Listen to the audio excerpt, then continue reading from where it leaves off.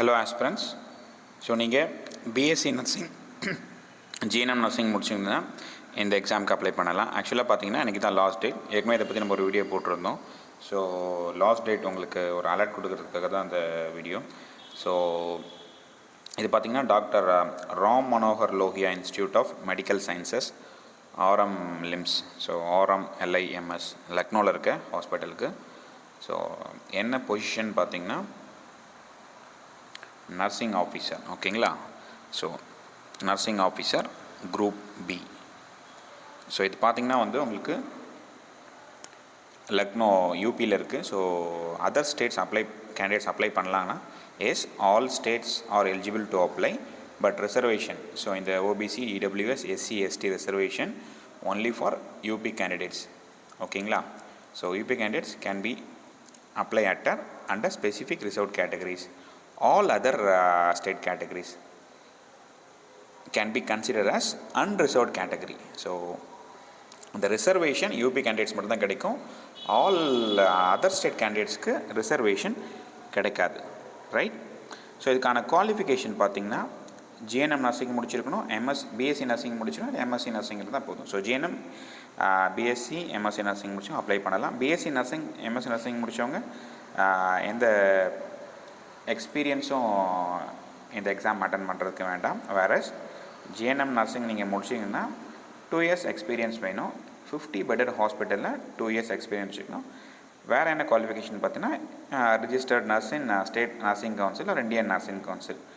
So next பார்த்திங்கன்னா age limit. So இதுக்கான age limit பார்த்திங்கன்னா 18 to 40 years இருக்கலாம். ஸோ ரிசர்வேஷன் இருக்குது, which means UP candidates reservations இருக்குது. ஸோ அவங்க ஒரு சில categories SC, ST, OBC, EWS நிறைய கேட்டகரிஸ் 45 ஏஜ் வரைக்கும் இது அப்ளை பண்ணலாம்.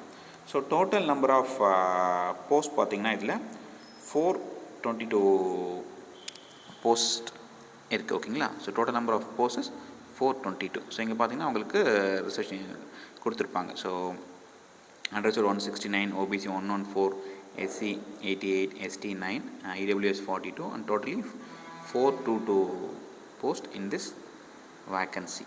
Right? So next பார்த்திங்கன்னா இதில் எத்தனை அட்டம்ஸ் இந்த எக்ஸாம் கொடுக்கலாம்னா no bar on number of attempts. So நீங்கள் எத்தனை டைம் வேணாலும் இந்த எக்ஸாமுக்கு நீங்கள் அட்டன் பண்ணலாம். ஸோ இது பார்த்திங்கன்னா 2 stage எக்ஸாமினேஷன். ஒன்று பார்த்திங்கன்னா ஸ்க்ரீனிங் டெஸ்ட், இன்னொன்று பார்த்திங்கன்னா மெயின் டெஸ்ட். ஸோ இந்த ஸ்க்ரீனிங் டெஸ்ட் பார்த்திங்கன்னா உங்களுக்கு CBT. ஸோ இது ஒரு preliminary qualifying test in order to short list the candidate for main exam. So next பார்த்திங்கன்னா மெயின் எக்ஸாம். இந்த மெயின் எக்ஸாம் பேஸ் பண்ணி தான் உங்களுக்கு மெரிட் லிஸ்ட் ஃபைனலைஸ் பண்ணுவாங்க.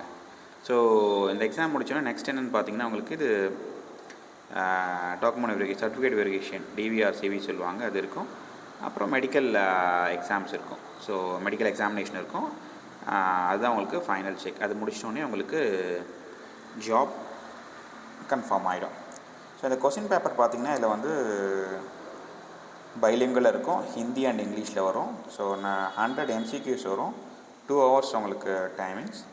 ஸோ எவ்ரி கரெக்ட் ஆன்சருக்கு 1 மார்க்கும், எவ்ரி ராங் ஆன்சருக்கு 0.25 மார்க்ஸும் உங்களுக்கு டிடெக்ட் பண்ணுவாங்க. விச் மீன்ஸ் எவ்ரி கரெக்ட் ஆன்சருக்கு 1 மார்க்ஸ் உங்களுக்கு கிடைக்கும். ராங்காக போட்டிங்கன்னா 0.25 மார்க்ஸ் உங்களுக்கு டிடெக்ட் பண்ணுவாங்க. ஸோ இது ஒரு நெகட்டிவ் மார்க்கிங் இருக்க எக்ஸாம், விச் மீன்ஸ் நெகட்டிவ் மார்க்குக்கு எக்ஸாம். ஸோ இதில் பார்த்தீங்கன்னா உங்களுக்கு இந்த 100 MCQs மல்டிபிள் சாய்ஸ் கொஸ்டின்ஸ் கேட்பாங்க. ஸோ இதில் எப்படி உங்களுக்கு கொஸ்டின் ஸ்ப்ளிட் கிடைக்குன்னா பார்த்தீங்கன்னா ஸோ கோர் நர்சிங் சப்ஜெக்ட்ஸ்லேருந்து 60 மார்க்ஸ். ஓகேங்களா? Core nursing subjects 60 marks. So core nursing subjects இந்த சென்ஸ் நீங்கள் என்ன அகாடமிக்ஸில் உங்களுக்கு which means during your GNM, BSc nursing கோர்சஸில் என்னென்ன சப்ஜெக்ட்ஸ்லாம் முடிச்சிங்களோ அதில் core nursing. Okay? So fundamentals of nursing, medical surgical nursing. Okay? So இது மாதிரி உங்களுக்கு இருக்கிற டாபிக்ஸ்லேருந்து கோர் நர்சிங் சப்ஜெக்ட் 60 மார்க்ஸ் உங்களுக்கு கேட்பாங்க. நெக்ஸ்ட் பார்த்திங்கன்னா மீதி இருக்க 40 மார்க்ஸ் எப்படி உங்களுக்கு ஸ்ப்ளிட் அப் இருக்குன்னா பார்த்திங்கன்னா ஜென்ரல் இங்கிலீஷ். ஓகேங்களா? 10 மார்க்ஸ். ஜிகேயில் பார்த்திங்கன்னா மெடிக்கல் ஹெல்த் கொடுத்துருக்காங்க, அதுலேருந்து உங்களுக்கு 10 மார்க்ஸ். Reasoning ability 10 marks. அப்புறம் mental ability marks 10 marks. So இதெல்லாம் பார்த்தீங்கன்னா உங்களுக்கு பேசிக் ஸ்டாண்டர்ட்ஸ் தான் இருக்கும், ஹையர் லெவலில் கேட்க மாட்டாங்க. ஸோ பேசிக்ஸாக இப்போ மேக்ஸ்லாம் பார்த்தீங்கன்னா ஒரு 10th ஸ்டாண்டர்டில் ரீசனிங் உங்களுக்கு 10th ஸ்டாண்டர்ட் லெவலில் இருந்தால் போதும். ஸோ ஜென்ரல் இங்கிலீஷும் அவங்களுக்கு அதே போல் தான், பேசிக் கிராமர்ஸ் ஓரியன்டட் திங்ஸ் தான் இது கேட்பாங்க. நெக்ஸ்ட் பார்த்திங்கன்னா இதனுடைய salary. So level 7 salary provide பண்ணுறாங்க. பேசிக் பே பார்த்தா உங்களுக்கு 44,900 rupees வரும். ஸோ இன் ஹேண்ட் சேலரி பார்த்திங்கன்னா can get around more then 80,000 plus. ஓகேங்களா, இது one of the better opportunity for nursing students. So other state candidates apply பண்ண வேண்டியது தான், நீங்கள் அன்ரிசர்வ்ட் கேட்டகரியில் தான் அப்ளை பண்ணி ஆகணும். ஸோ அந்த reservation only for UP candidates மட்டும்தான். ஓகேங்களா. ஸோ நீங்கள் பிஎஸ்சி நர்சிங் முடிச்சுட்டு மற்ற எக்ஸாம்ஸ்க்காக நீங்கள் ப்ரிப்பேர் பண்ணிகிட்ருக்கோங்க. ஸோ கண்டிப்பாக இந்த எக்ஸாம் அட்டன் பண்ணலாம். இந்த எக்ஸாம் அட்டன் பண்ணும்போது உங்களுக்கு நிறைய எக்ஸாம் அட்டன் பண்ணி நல்லா ப்ராக்டிஸ் வரும். ஸோ உங்களுடைய கான்ஃபிடன்ஸ் லெவல் பூஸ்ட் ஆகும். எப்படி கொஸ்டின் கேட்குறாங்க, how to approach the computer based exam, how to manage the timing. So இது மாதிரி திங்ஸ் உங்களுக்கு ப்ராக்டிஸ் பண்ணுறது கம்ப்ளீட்டாக யூஸ்ஃபுல்லாகும். அகெயின் உங்களுடைய கான்செப்ட்ஸ்லாம் ரிவிஷன் பண்ணுறதுக்கு ரொம்ப யூஸ்ஃபுல்லாக இருக்கும். So one of the wonderful opportunity for Indian nurses இது. ஸோ சென்ட்ரல் விச் மீன்ஸ் உங்களுக்கு நல்ல சேலரியோட ஒரு சில ஜாப்ஸ் இருக்குது, அதில் ஒன் ஆஃப் த திங் இது. ஸோ நோட்டிஃபிகேஷன் இன்னையோ which means closing date, application closing date இன்னையோட முடிய போகுது. ஸோ யாருக்கெல்லாம் தெரியாமல் இருந்தால் நீங்கள் கொஞ்சம் பார்த்து அப்ளை பண்ணிவிடுங்க. Today is the final date to apply for this notification. Okay, so நம்ம இன்ஸ்டியூட்டில் பார்த்திங்கன்னா இதுக்கான இந்த எக்ஸாம்ஸ்க்கான கோச்சிங்கும் போயிட்டுருக்கு. So NORCET, AIIMS, RRB nursing, TNMRB nursing, so ASI nursing, so CRE AIIMS, டிஎம்எல்டிக்கும் போயிட்டுருக்கு. அப்புறம் TNMRB pharmacist, TNMRB health inspector. So state government, central government related exams related to pharmacist. So இது மாதிரி எக்ஸாம்ஸ் எல்லாமே கரண்ட்டாக பேட்சஸ் போயிட்டுருக்கு. Again new batches are starting after Pongal and February.